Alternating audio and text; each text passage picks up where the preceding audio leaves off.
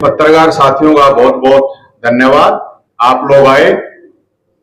आज की जो प्रेस कॉन्फ्रेंस है उसका मुख्य जो मुद्दा है,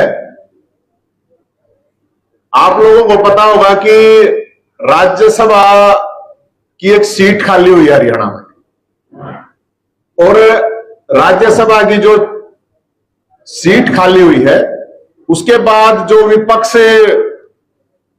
के लोग हैं, पार्टी हैं, कांग्रेस पार्टी, जेजेपी, भूपेंद्र हुड्डा साहब, दुष्यंत चौटाला साहब, तो पिछले 1.25 महीने से ये कह रहे हैं कि आप लोग कैंडिडेट दे दो। दुष्यंत चौटाला को हुड्डा साहब कह रहे हैं, हुड्डा साहब को दुष्यंत चौटाला साहब कह रहे हैं कि भाई आप अपना कैंडिडेट दे दो। वो ये कह रहे हैं कि मेरे पास कैंडिडेट नहीं है, दूसरा कह रहा है मेरे पास कैंडिडेट नहीं है। फिर वो कह रहे हैं कि अपने परिवार से दे दे, वो कह रहा है तू अपने परिवार से दे दे। तो भाई साहब, हमने ये राज्यसभा की दावेदारी ठोकी है। वो इसलिए ठोकी है कि ये कह रहे हैं हमारे पास कोई कैंडिडेट नहीं है। तो हो सकता है कि ईडी, सीडी, सीबीआई से डरते हो कोई भी उम्मीदवार बनने से। तो हमने कहा कि भाई हम उम्मीदवार बनेंगे, आप लोग हमारा समर्थन कीजिए। जब बात समर्थन की आई तो अजय चौटाला साहब कहते हैं कि नवीन जैन तो बेचारा है, उसके पास तो एक भी एमएलए नहीं है। तो आप लोगों के पास तो 10 है, और मैं तो 10 की भी बात नहीं कह रहा हूं, मैं तो उनको ये कह रहा हूं मां बेटा तो होंगे ही, 10 हो ना हो। दादा गौतम है, उनसे नाराज हो सकते हैं, मेरे से तो कोई नाराजगी नहीं होगी उनकी। और दूसरे विधायक है, मैं खुद बात कर लूंगा। जब हुड्डा साहब से पूछा जा रहा था, वो कह रहे हैं कि पहले जेजेपी के 10 के लिए आओ। तो भी मैं पहले आप अपनी गारंटी दो, औरों के लेने ना लेना अलग बात है। फिर जब आप लोगों के पास कैंडिडेट नहीं है तो फिर मेरे कैंडिडेट में तो कोई प्रॉब्लम नहीं होनी चाहिए। हारेगा तो जैन हारेगा, और आप लोगों को भी पता चल जाएगा आप लोगों के पास कितने एमएलए हैं। आप लोग कह रहे हो हमारे पास इतने हैं। भाई क्राइटेरिया होता है, कोई भी तो पढ़ा लिखा भी हूं, पीएचडी हूं, 3 एमएम में एमए कर रखे, एमएमसी कर रखे, एमपीएड कर रखी, एमफिल कर रखी, पढ़ा लिखा भी कम नहीं हूं। फिर उसके बाद दावेदारी मैं इसलिए कह रहा हूं कि पूरे हरियाणा में पिछले 9.5 साल में अगर सबसे ज्यादा सरकार का किसी ने विरोध किया है तो वो नवीन जैन ने किया है। और किसी को इसमें शक हो तो 1 दर्जन केस मेरे ऊपर लगे हैं, जेल में मैं गया हूं, 100 बार कम से कम नजरबंद मैं हुआ हूं। पूरे के पूरे विपक्ष में अगर किसी भी नेता के ऊपर इतने केस लगे हो, और आंदोलनों के केस लगे। जब फैमिली आईडी से लोग परेशान थे तो आप लोगों को याद होगा, थारा फूफा जिंदा मुहिम हमने शुरू करी थी। लाखों लोगों की बुढ़ापा पेंशन, विधवा विकलांग पेंशन पड़ी थी, फैमिली आईडी ठीक करनी पड़ी थी, स्पेशल कैंप लगाने पड़े थे। जब बेरोजगारों के जब सीट ही नहीं हो रहा था, वैकेंसी नहीं निकल रही थी, तो बेरोजगारों की बारात हमने निकाली थी। 50,000 वैकेंसी निकाली थी, हालांकि वे भर्ती नहीं हुई है अभी तक, 12-13 हजार ही उनमें से भर्ती हुई है। जब खेल कोटा खत्म हुआ था तो उसके लिए सोटा हमने उठाया था, कोई नहीं बोला था। जब बराबर की जमीन 2-2 सरकारों ने दबा रखी थी तो हमने छुड़वाई थी। वो जब सरपंचा का लठ लागे थे तो गला मारा लागे थे, हमको ये ट्विटर फेसबुक पर डालने वाले, सांत्वना देने वाले नहीं थे, साथ में पिटे थे। जब कर्मचारी अड़पिटे थे ना पंचकुला में, तो साथ में हम पिटे थे। हरियाणा पुलिस की जब कोई आवाज नहीं उठा रहा था तो उनके बत्ते के लिए हमने आवाज उठाई थी। आज कम से कम एक सिपाही को भी घने नहीं तो 5-6 हजार रुपए महीने का फायदा हुआ है, साल का उनको 30-40 हजार रुपया फायदा हुआ है। मैं आपको 100 एक्टिविटी गिनवा सकता हूं, और मैं ये दावा इसलिए कर रहा हूं कि कोई भी विपक्ष सारे मिलकर भी किसी ने इतने प्रोटेस्ट किए, वो सड़क पर उतरा वो कोई, तो भाई वो पहलवान उनके पास कोई है नहीं, तो पहलवान तो तैयार है। अब उस पहलवान में कोई समस्या हो तो मैंने कहा भाई आप सर्वे करवा लो। आजकल पार्टियां सर्वे करवाती हैं, आप सर्वे करवा के देख लो। तो हम राज्यसभा की उम्मीदवारी की दावेदारी कह रहे हैं। अब बहुत से लोग कह रहे हैं भाई बीजेपी से क्यों नहीं कहता। अब बीजेपी के तो खिलाफ लड़ा हूं मैं, उनसे समर्थन तो जाके नहीं मांग सकता ना। इंडिविजुअल विधायक से तो जाके वोट तो मांग सकता हूं मैं, तो मेरा समर्थन मांगना, क्योंकि उनके पास कैंडिडेट नहीं है। मेरा कोई चुनाव लड़ने का कोई इरादा नहीं था इसमें, क्योंकि 1 महीने तक अगर मुझे चुनाव का होता तो जिस दिन सीट खाली होती उसी दिन कह देता कि मैं चुनाव लड़ूंगा। 1 महीने तक लोगों की फुटबॉल बनाए रखी और हमने वो फुटबॉल पकड़ ली कि भाई हम लड़ने के लिए तैयार हैं। तो बयान आ रहे हैं अलग अलग, कल के सांसद है बीजेपी के, वो भी कह रहे देखो तो बेचारा है। तो ये इस बेचारे के ऊपर सबसे ज्यादा हरियाणा में अगर है आज के दिन केस हैं आंदोलनों के, कोई बेईमानी के, कोई चोरी चकारी के, कोई लड़की छेड़ने के नहीं है। अगर इस बेचारे ने 2 लाख बुजुर्गों की पेंशन बनवाई है, फैमिली आईडी ठीक करवाई है, सरकार ने मानना पड़ेगा हाँ गड़बड़ है, इसी बेचारे ने किया है काम। इसी बेचारे के ऊपर 1 दर्जन केस लगाए गए हैं। और मैं कोई बाप दादा की विरासत नहीं खा रहा हूं कि कोई बाप दादा मेरा एमएलए एमपी था, मेरे तो दादा भी नाना भी फौजी थे। मैं कोई बाप दादा के नाम से नहीं कह रहा भाई मां बाप दादा की विरासत है, अपने दम पे लड़ रहे हैं। भाई कैंडिडेट का क्राइटेरिया मेरे पास 100 करोड़ तो है नहीं, जैसे चौधरी वीरेंद्र सिंह जी कहते हैं 100 करोड़ में, तो मेरे पास तो नहीं है 100 करोड़। अगर 100 करोड़ रुपए की बात है, मेरा तो है चुनाव लड़ने का, और लड़ने का मतलब है योद्धा का मतलब है कि भाई लड़ाई में लड़े, मरे चाहे जीते चाहे हारे, वो तो एक अलग मैटर है। तो विपक्ष से मेरी ये अपील है। और एक, क्योंकि अजय चौटाला साहब कह रहे थे एक भी नहीं है, तो विधायक बलराज जो हमारे मैम से विधायक है, उन्होंने कह भी दिया कि भाई हम समर्थन देने के लिए बिल्कुल तैयार है। तो अब आप लोगों के माध्यम से मैं एक चीज जारी करना चाहता हूं, शायद आप लोगों के पास होंगे या ना भी होंगे, मैं पीडीएफ से भी भेज दूंगा। और मैं जनता से ये अपील कर रहा हूं, क्योंकि बहुत से लोग ये कह रहे हैं कि ये तो विधायक इकट्ठे होकर करते हैं, जनता का क्या लेना देना इसमें, जनता विधायकों को बढ़ाती है, लेना देना इसलिए है। तो जितने भी एमएलए हैं, ये हम पूरी लिस्ट, पूरे हरियाणा के जितने भी एमएलए हैं उनकी लिस्ट जारी कराएंगे। ज्यादा से ज्यादा लोगों से हम अपील करेंगे कि भाई आप लोग अपने विधायक को फोन करो। अगर आपको लगता है नवीन जैन ने जनता के मुद्दे उठाए हैं, जनता की लड़ाई लड़ी है, तो आप अपने विधायकों को फोन कीजिए कि आप समर्थन कीजिए। और ये सबको मैक्सिमम लोगों तक ये हम पहुंचाएंगे, आप लोगों तक भी। पीडीएफ में पूरे हरियाणा के जितने भी एमएलए हैं उनके बड़े मुश्किल से मिली है हमारे को, तो खरी लिस्ट जनता के पास अवेलेबल होते नहीं है विधायक की नॉर्मली। और मैं विधायकों से भी ये रिक्वेस्ट करूंगा कि आप लोगों के पास लोगों के फोन आएंगे, लगता है हमें तो। और लोगों से भी अपील करूंगा भाई उल्टा सुल्टा कुछ बोलना नहीं है। दिन में हो सके बिजी हो विधायक जी तो रात में 9 बजे बात कर लेना, 9 से 12 तो ठालिए रहते होंगे। और क्योंकि ये सारे के सारे रिकॉर्ड, मैं ये कहूंगा कि कल कोई ये कह रहे भाई ये तो ऐसे बोल रहा था वैसे बोल रहा था, तो इन फोनों को रिकॉर्ड भी कर लेना। और विधायक जी और जो भी है उनको हम पहले भी बता भी देंगे कि भाई आप लोग जो भी बात करो अपना सोच समझ के करना, क्योंकि ये फोन रिकॉर्ड भी हो रहे हैं, बिना बताए रिकॉर्ड नहीं किए जा रहे हैं, बता के किए जा रहे हैं। तो ये लिस्ट हमें जारी कर रहे हैं। और एक ये नंबर है, ये नंबर जिसको लगा है कि भाई हाँ हमने आवाज उठाई है 70 27 822 822, उस नंबर पर कॉल करके हमारे को समर्थन किया जा सकता है। और हम इस पूरे के पूरे चुनाव को जनता के बीच में लेके जाएंगे कि कैसे एक मोनोपोली होके, जो कि ये जो एक सिस्टम है राज्यसभा का, किस तरह 100 करोड़ 200 करोड़ वाले या जो भी अपने वो होते हैं उनको आप कर लेते हो, या जो भी आपकी सेटिंग होती है आपस में करते हो, तो वो सारी चीजें लोगों के बीच में लेके जाऊंगा।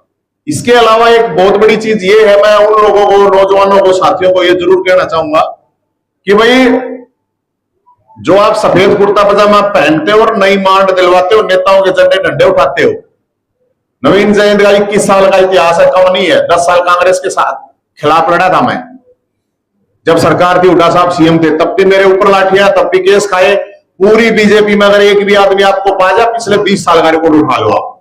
21 साल, 1 साल चौटाला साहब मुख्यमंत्री थे, तो हम छात्र थे, तब से हम ये लड़ाई लड़ रहे हैं। तो उनके लिए भी मैं बता रहा हूं, आपके माँ बाप के पास 100-200 करोड़ हो और पूरा टाइम खाली हो तो अलग बात है राजनीति में आना, नहीं तो राजनीति में आगे आपको कुछ मिलने वाला है नहीं। 1000 में अगर एक कोई एमएलए बन भी गया तो वो 999 का जीवन खराब हो रहा है। ये भी मैं लोगों से एक अपील करता हूं। और ये भी आपको जानकारी दे देता हूं कि मैं अकेले यहां की सरकार से नहीं लड़ा हूं।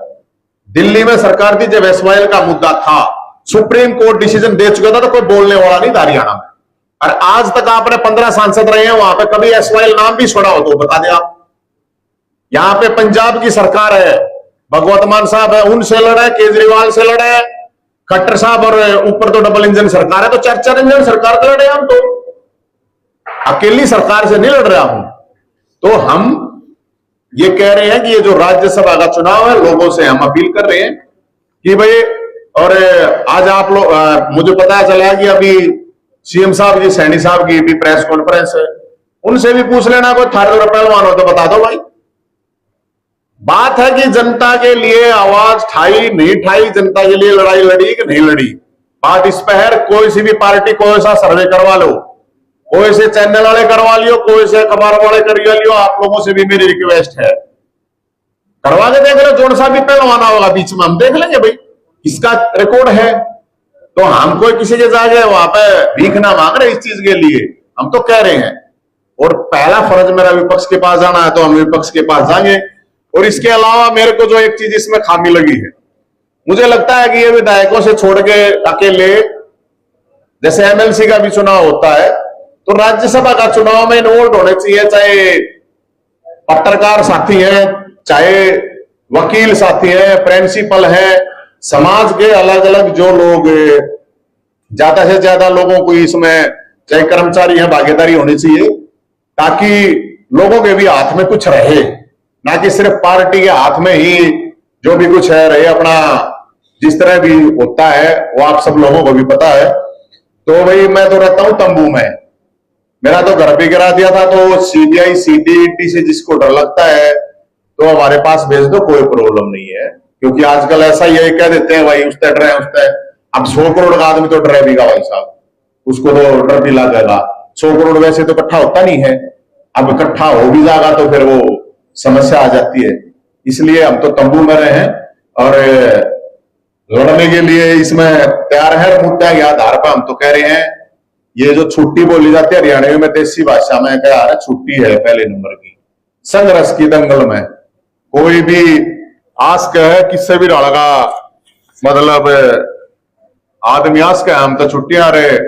लोगों से ये अपील जरूर करूंगा, अगर चाहिए देखिए समर्थन में करो ना करो, ये जो नंबर आप लोगों को मैं दे रहा हूं, पीडीएफ बनाकर साहब, मतलब कोशिश रहेगी ज्यादा नहीं तो कम से कम 1 लाख लोगों तक ये नंबर मैं भिजवाऊंगा, मेरी जितनी चाल लगी, जितनी हो सकेगी। तो अपनी खुद की समस्याएं हैं, आपके गांव की, मोहल्ले की, आपके कस्बे की, कहीं के भी समस्या है, तो विधायक जी को थोड़ा फोन करके, क्योंकि चुनाव है तो आप उनको फोन भी उठाना पड़ेगा, वैसे तो चलो ना भी उठाते, तो आप जरूर अपनी नवीन जैन को, अगर आपको लगता है सरपंचा लाग गए है, पुलिस लाग गए, भाई आवाज उठाई, लोग लाग गए है, फैमिली आईडी किसी की दादी की पेंशन बनी है कि नहीं बनी है, बेरोजगार लाग गए, आवाज उठाई, कर्मचारी लाग गए है, तो मेरे नाम कर दियो, नहीं तो अपनी समस्याओं को लेके ये सारे के सारे 89 ने, क्योंकि एक हमारे विधायक जी स्वर्गीय हो गए थे, तो इनमें 89 नंबर हैं जिनको आप कॉल कर सकते हो। और इसके अलावा मेरी एक डिमांड, क्योंकि मैंने सीएम साहब से, सैनी साहब से समय मांगा था, खासकर सीईटी वाले मामले के ऊपर, अभी मेरी आपसे रिक्वेस्ट है, आप लोग जरूर ये कोशिश करना कि सीईटी के जो बालक हैं उनको क्वालिफाई कर दीजिए। और अगर आप नहीं नौकरी दे सकते, क्योंकि जब सीएम साहब से मेरी मुलाकात हुई थी, खट्टर साहब से, तो उन्होंने कहा था, मैंने कहा था कि जी भंडारा करवा दूंगा मैं आपका, वैकेंसी भर दो, तो उन्होंने कहा था भाई ठीक है, अपना भंडारा तैयार रख, तो मेरा तो भंडारा तैयार है जी, चुन चांद तक खराब भी हो लिया, सब्जी भी खराब हो ली, घी क्या बच रहा है। तो सैनी साहब को भी ये ऑफर है कि आप ये 50,000 वैकेंसी भर दीजिए। और अगर आप नहीं भर सकते हैं, तो जो सीईटी के बालक है, 3.5 लाख बालक तो वेल क्वालिफाइड है, आपको भी पता होगा इस बात का, तो उनको 10,000 रुपए बेरोजगारी भत्ता आप दीजिए। क्योंकि जो पिछले उन्होंने जो मानसिक प्रताड़ना झेली है ना बच्चों ने, आप उसका अंदाजा नहीं लगा सकते। और जो बालक अलग अलग जगह फार्म भरे, मेरे ख्याल में जो बेरोजगारी भत्ते की वाली बात है, एक हमारे कहने से एक रांडा पेंशन तो बनाई थी, लेकिन रांडा पेंशन से बात नहीं बनाई भाई साहब, और वो तो 45 साल बाद जाके मिल लगी।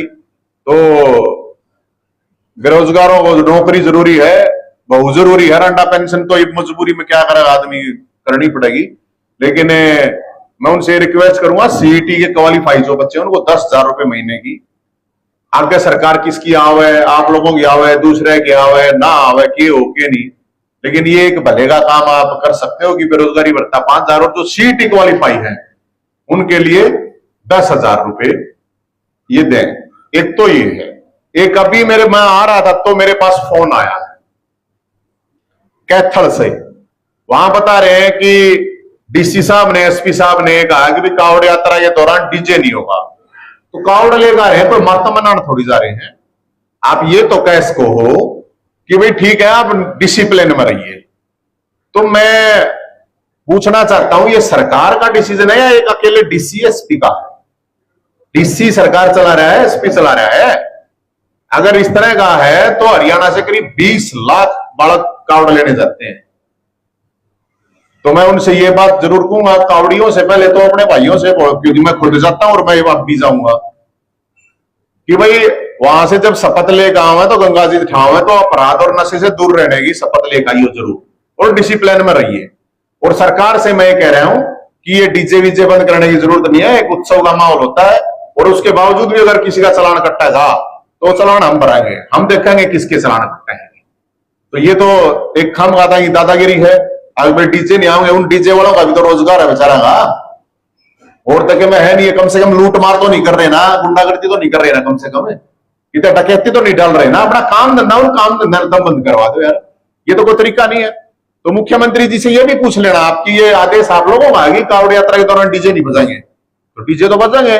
कोई ब्याह में कहने लग जाकर ना रोड लग जाओ, अरे ब्याह में डीजे भी बजा, ढोल भी बजा, क्या प्रॉब्लम है भाई? ठीक है कि डिस्टर्ब ना करो भाई, इसी जगह पे ना बजाओ, इतना ही तो उसका है। तो इसलिए ये भी मेरी तरफ से आप लोगों से रिक्वेस्ट है, पत्रकार साथियों से, क्योंकि आप लोगों आवाज को और अच्छी तरह से पहुंचा सकते हो, उठा सकते हो। तो मैं तो जी ये कहूंगा, मिलने का समय मांगा था आप लोगों की थोड़ी बहुत, क्योंकि हमने तो एक हफ्ता हो गया इतना ही मिला नहीं है। हालांकि वो कह रहे हैं भाई 24 घंटे अवेलेबल रहता हूं, क्योंकि आप मुंह आओगे तो खाम पुलिस वाले फिर हम पकड़ लेंगे, कैमरा किए करेंगे।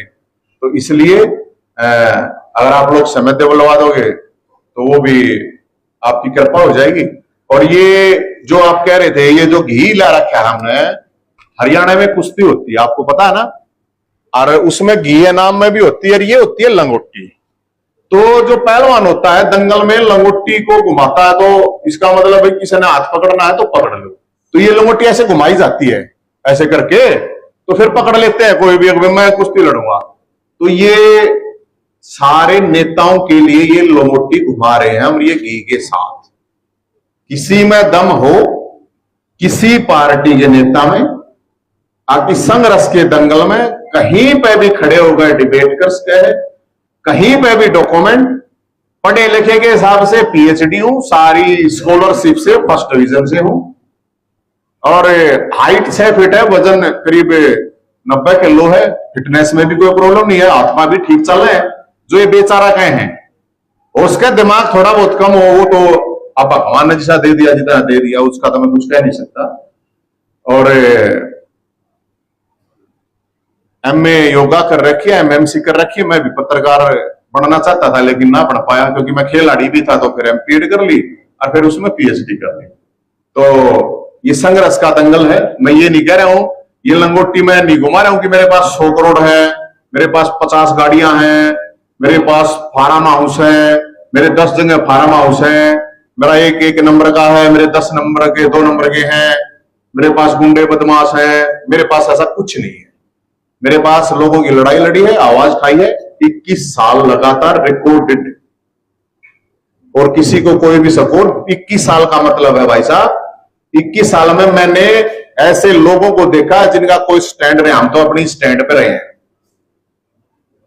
21 साल की पहले कांग्रेस में भी एमएलए एमपी बन गए, फिर बीजेपी में बन गए, फिर उल्टे कांग्रेस में। ऐसे ऐसे दोगले तीगले चोगले लोग हैं। मैं ये बता रहा हूं आपको, हमारा अपना स्टैंड रहा, पार्टियों के भी स्टैंड बदल गए, नेताओं के तो बदले ही बदले हैं, हम अपनी जगह पे खड़े हैं। और शायद आपको कोई हरियाणा में ऐसा नहीं मिलेगा, आप लोग उसके कम जानते हो। मैंने चंडीगढ़ वाले पत्रकार, 10 साल भूपेंद्र हुड्डा साहब की सरकार थी, एक भी चैलेंज करके कहता हूं मैं आपको, जितने प्रोटेस्ट मैंने करे, जितने लठ मेरे लागे पुलिस के, जितने केस मेरे पे हुए, एक भी बीजेपी के नेता के खिलाफ हो रहे हो, पूरे के पूरे 10 साल का रिकॉर्ड बता रहा हूं, तो मेरे को बता देना। अब पिछले 9.5 साल 10 साल हो गए, पूरे के पूरे कांग्रेस के जितने भी नेता हैं, जितने एमएलए हैं, किसी के ऊपर भी हुआ हो तो मेरे को बता देना। ये खुला चैलेंज कर रहा हूं मैं आप लोगों के सामने, इन लोगों को, ये जो नेता बने घूमे हैं कुर्ते पजामे दौड़े पैर गए, उनके लिए। बाकी पैसा वैसा मेरे पास भाई साहब है नहीं, तो अब पैसा नहीं है तो इसका मतलब आदमी बेचारा तो होता नहीं, अकेला पैसा नहीं है तो पीछा दिशा ये सब दौरा आप लोग का दौरे पीछा हुआ, फिर तो सब देश में 90% लोग हैं वो 15,000 से 20,000 से नीचे गए हैं सारे के सब। 90% की बता रहा हूं मैं, 20,000 से नीचे आप तो इकोनॉमिक्स वाला कोई पत्रकार साथियों को रिपोर्ट दे देगा, आप लोगों ने बता देगा। तो इसका मतलब सब सारा देश बेचारा है। तो मेरी आप लोगों से रिक्वेस्ट भी है, तो और आज आप लोगों का कोई सवाल है तो आप सवाल कर सकते हैं। नहीं, इस बारे में हम अभी मिले नहीं हैं, मैंने तो अभी हाँ नहीं, वो मैं बता रहा हूं, हम मिलने का आप समय मांगेंगे। हमारी अभी संडे को मीटिंग है 21 तारीख को, और उस दिन हम तय करेंगे किस दिन हम, समय तो हमने पहले भी किया, उस दिन के हम समय मांगेंगे हुड्डा साहब से भी, दुष्यंत चौटाला साहब से भी, अभय चौटाला साहब से भी, निर्दलीय जो विधायक है उनसे भी, दादा गौतम से भी, और भी जो है भाई, या तो हमारे में कमी बता दो, हर दौर कोई है नहीं, और किसी ने तुम सपोर्ट नहीं करो, ये समझ में नहीं आया। लड़ो तुम नहीं इलेक्शन का 6 महीने पहले तुम निकल गाओ, 4 साल फिर उल्टी अपनी गुफाओं में घुस जाओ, हद की बात है। तो हम तो लड़नता ही है क्या है भाई साहब, हारेगा तो चाहिए, हारेगा की प्रॉब्लम है। ये डर हो कि भाई हाँ जीत जाएगा चाहिए, तो वो एक अलग बात है। बाकी मेरे पास में एक का समर्थन है, प्रत्यक्ष रूप से भी 8-10 समर्थक है का हम तैयार है भाई, और उसमें बीजेपी के भी हैं, न्यू को ना कांग्रेस के हैं, क्योंकि उनने हमने तो नहीं पूछे भाई अंतरात्मा है, आपकी अंतरात्मा तो होती होगी ना, अंतरात्मा तो बता दो। और फिर विधानसभा चुनाव आ रहा है, क्या बात है, हम देखेंगे फिर, जिसा हमारे बस का होगा, विधानसभा चुनाव आने लग रहा है, जिसा हमारे बस का होगा हम देखेंगे, जो हमारा हम उसके, बाकी खिसके पर बाकी आगे करना, जो हमारा साथ देगा हम उसके देंगे।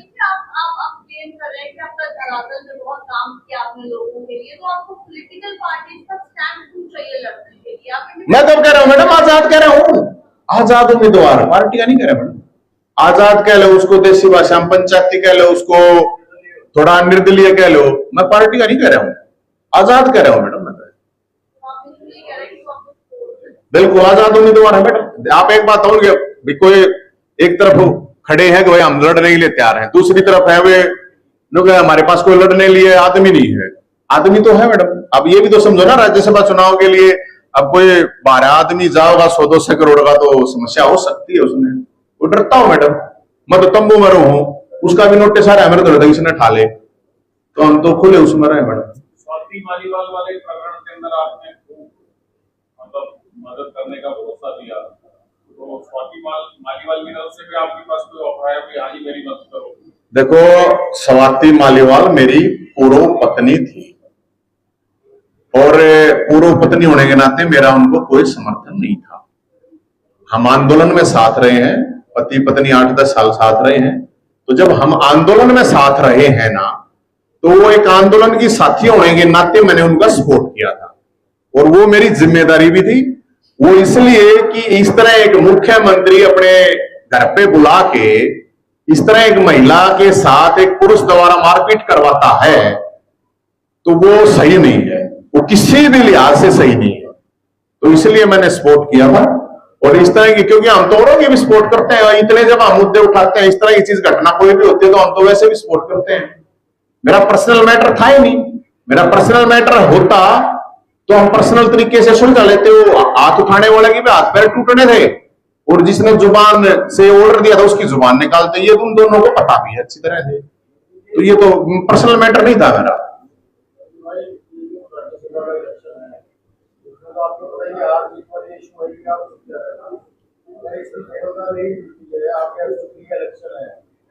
क्या रोल आपका रहेगा? क्या विधानसभा इलेक्शन लड़ने की तैयारी है? देखो भाई साहब, मेरा रोल क्या रहेगा मैं अभी तो बता नहीं सकता। अभी भोलेनाथ की कार्ड लेकर आऊंगे, भोलेनाथ बताओगा भविष्य में क्या करना है क्या नहीं। बाकी कुछ न कुछ ऐसा करेंगे कि आप लोग भी देखोगे, ठीक होगा मेरे ख्याल में। अब क्योंकि भविष्य ज्यादा लंबा है बताना, मैं ना बिलीव करता हूँ। 2 महीने 2.5 महीने का टाइम रहेगा, उससे आप तो असेंबली इलेक्शन राज्यसभा में तो कुछ आना जाना है नहीं। क्यों नहीं आना जाना है? आप इसमें आप नहीं, मैं नहीं मान रहा, मैं हार नहीं मान रहा भाई साहब। आप बात कर रहे हो, इसमें कोई हार जीत रहा है पहलवान नहीं, लड़ना तो चाहिए ना। लड़ तो रहे हो, नहीं, लेकिन पहलवान एक लड़ाई लड़ रहे हैं, उसका मतलब है कि एक लड़ाई लड़ रहा है पहलवान, तो अगर इसमें सक्सेसफुल नहीं होता हाँ। तो दूसरी लड़ाई के लिए तैयार रहोगे। लड़ाई तो फिर हाँ, दूसरी तीसरी वो तो मेरा तो देखो, भोलेनाथ जो कहेगा, भाईचारा जो कहेगा। मैंने तो मना किया था भाईचारे वाले, बोले यार कोई भी कौन लड़नी है तो तेरे लड़ने में क्या प्रॉब्लम है, तो अपने तंबू में बैठा था। अगर मैंने लड़ना होता तो जिस दिन दीपेंद्र हुड्डा की सीट खाली हुई उसी अगले दिन कह देता भाई भैया सीट खाली होगी, हम दावेदार है। 1.25 महीने तक हम तो रोज पढ़ा अखबार में। एक वो कह रहा है कि भाई तू अपने परिवार दे दे। मतलब हरियाणा में 10 परिवारों के घर में जो जन्म लेंगे वही एमएलए एमपी बनेंगे क्या? मतलब या उनके घर में कोई गर्भ में भी होगा वो भी सीधा एमएलए एमपी है क्या? हम तो इसलिए, इसका मकसद मैसेज आप समझिए, या मतलब वही है कि किसी के घर में एमएलए एमपी पैदा होगा जिसके बाप दादा हैं, वही बनाएंगे क्या? हम तो इसलिए भी कोई लड़निया ही नहीं, हम हैं लड़निया। डरता होगा तो डरता होगा, हम तो नहीं डरते। और हमने प्रूव कर रखे हैं, हमको झूठ थोड़ी बोलना मैं आपके सामने। मेरे जितनी कोई तारीख भुगता हो तो बता दो ना, पूरे हरियाणा में तारीख मैं भुगतू। विपक्ष के पास इतने थे, ये पक्ष वाले भी विपक्ष मोरे हैं। और मैं मना नहीं कर रहा भाई, मैं दुष्यंत चौटाला साहब को ये नहीं कह रहा कि आप 10 का दो।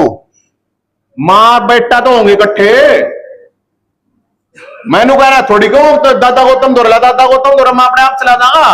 मेरे तो नाराजगी थोड़ी है, मेरे तो थोड़ी कहेगा दादा गौतम ने खा गया खोपर तो सब गए ने। मन ने क्या खा लिया, किसका खा लिया?